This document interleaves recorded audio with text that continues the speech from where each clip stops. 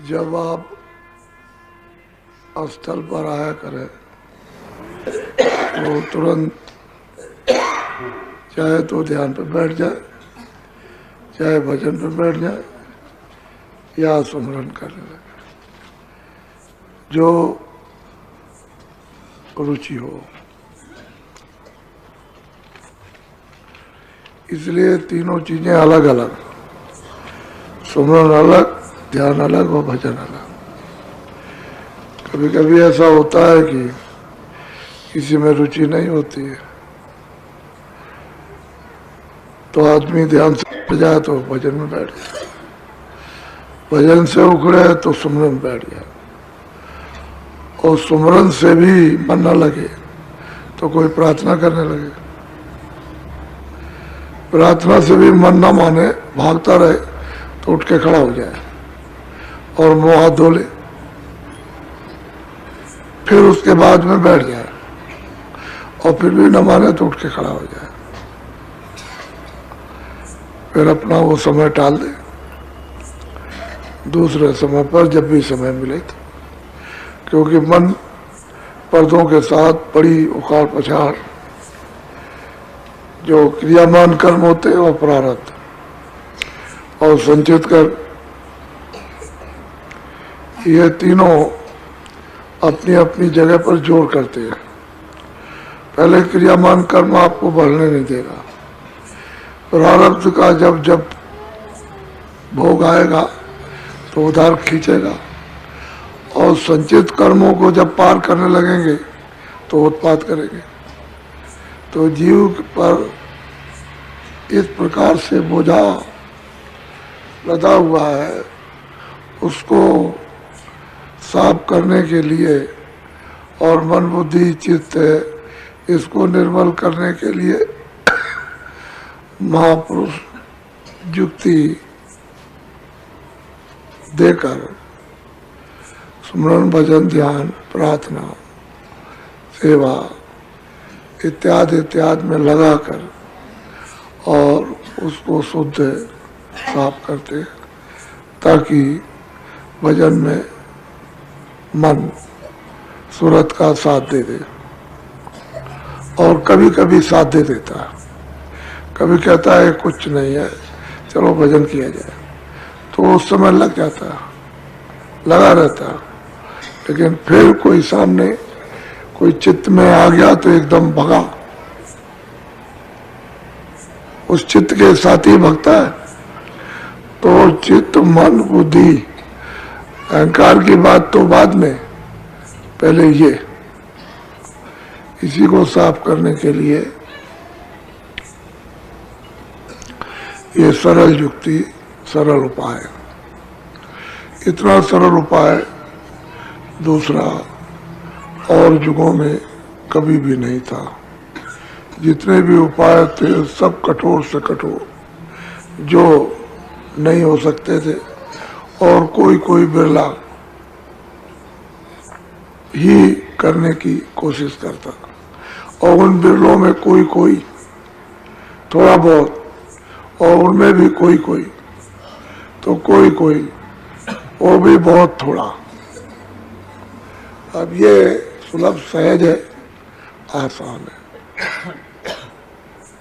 ऐसे युग में ये सहज युक्ति मिले, जबकि मन उड़ता हो, इंद्रियां सवार हो गई हो, काम क्रोध लोभ पर इस पर सवार हो, और आदमी हिंसा का अंबार लगाए हुए, ऐसे वक्त में उस मालिक की, महापुरुषों की बहुत बड़ी दया। आपको बताया था कि ये राज ईश्वर का है यहाँ, और वो यहाँ से कितने करोड़ों योजन ऊपर बैठे हुए। वैसे उनका तो उतार यहाँ होता नहीं, वो भी उतर के नहीं आएंगे कि जगह छोड़ दे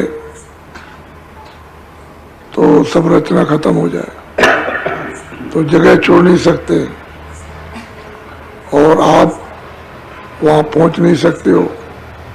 जब कभी कभी पृथ्वी भार से जब लद जाती है और कूड़ा कचरा गंदगी जब जमा हो जाती है तो उसके लिए अवतारी शक्तियाँ वो अपने मंडल से या तो आद्या महाशक्ति को आदेश दे देंगे या स्वर्ग वैकुंठ से वहाँ आदेश मिल जाएगा या अपने लोग से जहाँ बैठे हुए तो एक शक्ति को भेज देते हैं, वो यहाँ करके ये सब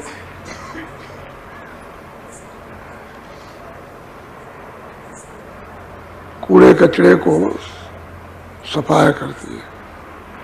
वो भी क्या करेगी, संघर्ष करा देगी।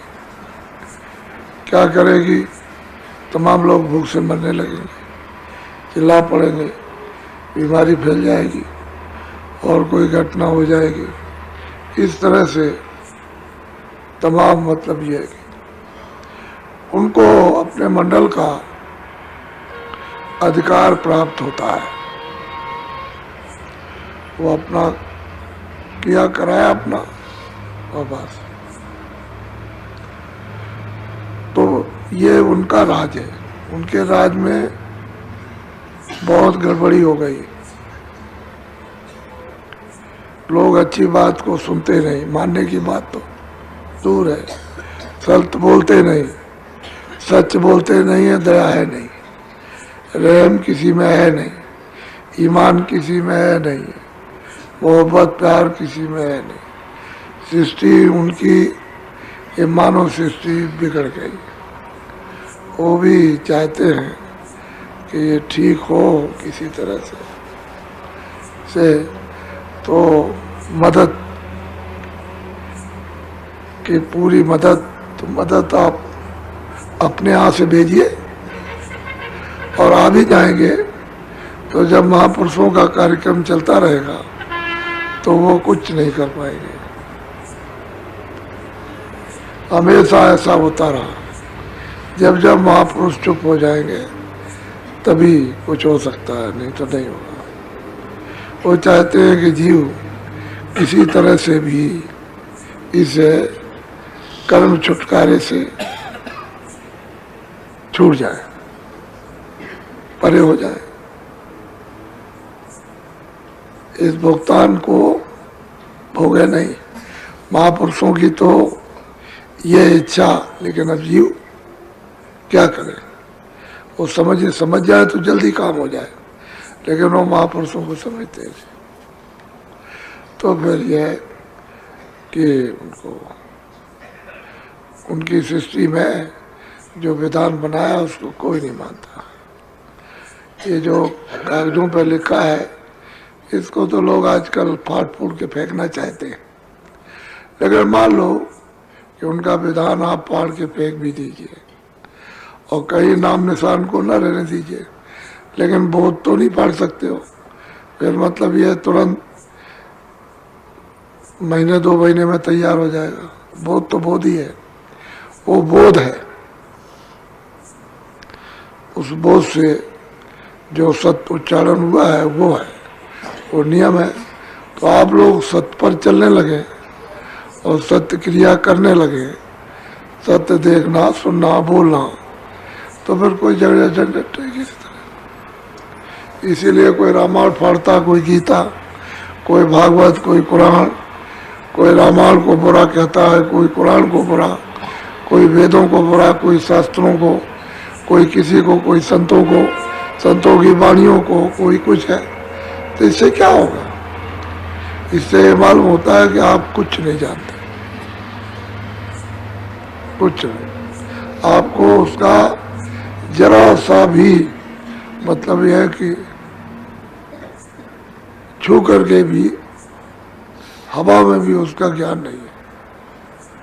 आप पागल जैसे हो, पागल को क्या ज्ञान हो सकता है? तो असली चीज यह है कि ये देखने को मिलता है। तो सृष्टि उसकी बहुत खराब हो गई, बहुत ज्यादा। इस बात पर बड़ी गहराई से सोचो कि वो कुछ करना चाहता है,